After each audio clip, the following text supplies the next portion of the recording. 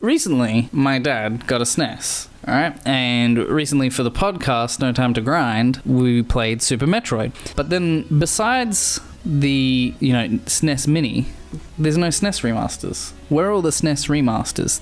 Like, there's no proper remaster. Not a, remake. Game Boy got a lot of remasters, but the SNES didn't really get brand new remaster. There's been kind of remakes, I guess, like Samus Returns is a bit of a remaster. But let's talk about what games get remasters. Nostalgic games get remade, right? They're the ones that get remade the most. You got Crash Bandicoot came out. We've got Spyro coming up. They are the games that get remasters. Maybe it's for playability, which is probably the case for Crash Bandicoot, because how much of an effort would it be to play Crash Bandicoot without the remaster? Maybe it's for graphics, which is kind of like the Dark Souls remaster. And we all have a soft spot for a game that may have been groundbreaking at the time, but we're just nostalgic for it. It may not necessarily be a great game, but story time. I never had a Nintendo 64. I skipped on that. I got a PlayStation 1 instead, which is why I was so psyched for Crash Bandicoot. And so when I played Ocarina of Time,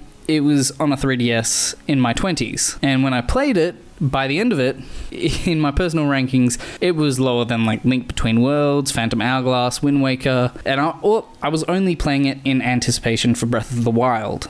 And so I finished Ocarina of Time, and it did have that charm and good narrative, but much like other things like Banjo-Kazooie Cough Cough Episode 1 of No Time to Grind, it has really bad controls, especially for me, the camera.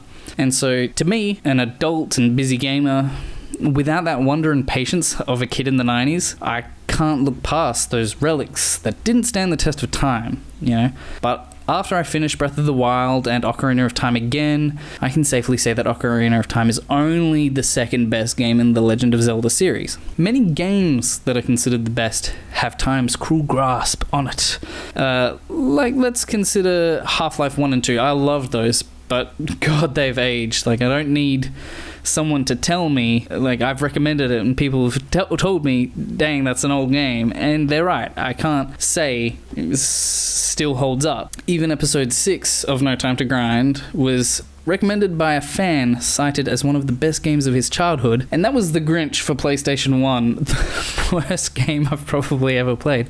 But today, in an exercise of if a game has stood the test of time, we're gonna talk about Super Metroid, which is featured in episode 26 of No Time to Grind. So let's start with kind of an odd way to look at it. What's the difference between Super Metroid and Metroid Prime? Not that Metroid Prime has been remastered, although I think it's been re-released. I think maybe for the Wii, because it was originally GameCube, and GameCube and Wii had that weird thing where there was a lot on both systems.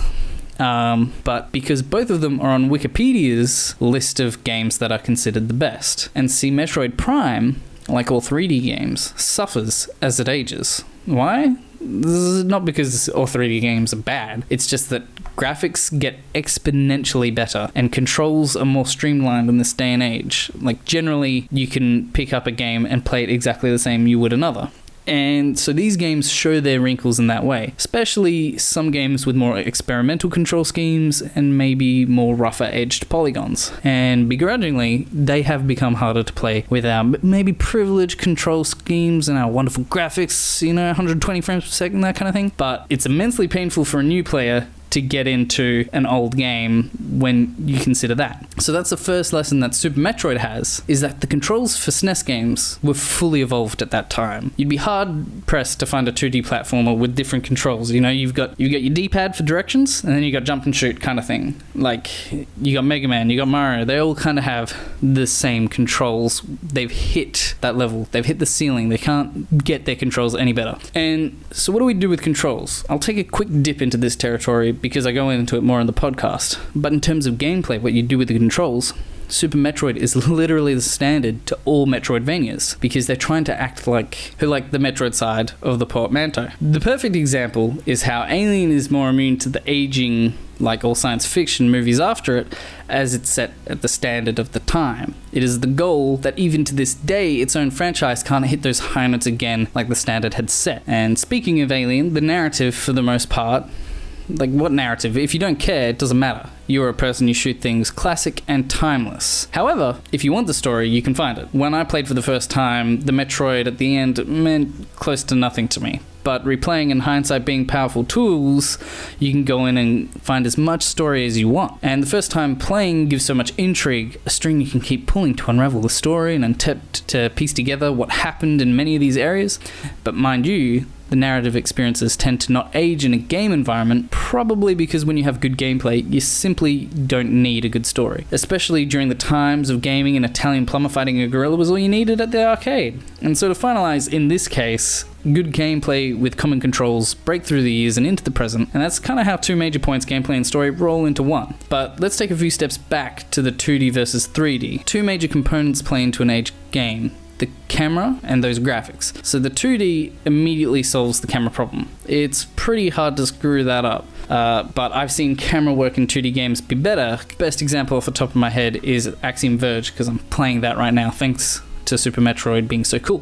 Graphics, however, are easy to botch. And while 8-bit games and 16 bits generally get a pass, there is a loss over time. But at the same time, it's going to become a bit of an art style, just like how voxel art has come into its own style thanks to Minecraft. And so this art style has been used in many indie games, again, Axiom Verge. And let me tell you, when you boot up Super Metroid, you think you're looking at an indie game, you could even be looking at an indie game from the year 2020. The art style is just about perfect, which, to be frank, is a coincidence. And if Nintendo thought otherwise, Samus Returns would be pixel art as well. But as that particular art style, my god, does that look good. And so this answers the question, why don't SNES games get a remaster? Because all of the SNES games, I think except for Star Fox, they're all 2D, and they've all got that perfect pixel art style that people use it in this day and age. So you don't need to remaster what hasn't aged the same way as all the other games that get remastered.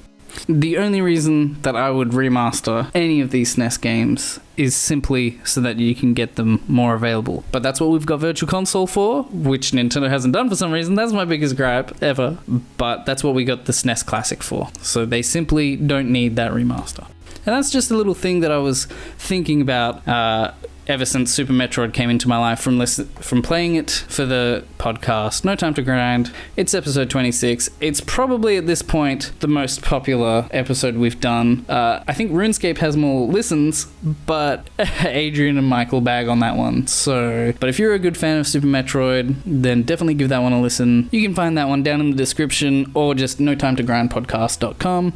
If you've got any other comments about Super Metroid or just about SNES games in general, feel free to put them down. Or if you've got a suggestion, go to our Facebook page, which is just facebook.com/notimetogrindpodcast. And thanks for listening.